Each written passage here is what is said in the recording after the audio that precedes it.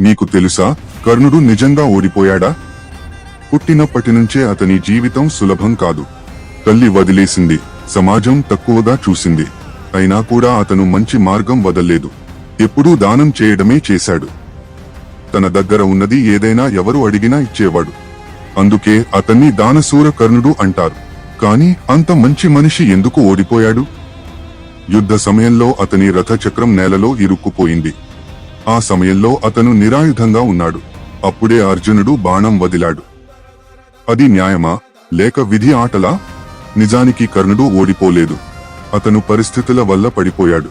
ఇది మనకు ఒక పెద్ద పాఠం. జీవితంలో మంచి ఉండటం మాత్రమే సరిపోదు, సమయం, పరిస్థితి కూడా చాలా ముఖ్యం.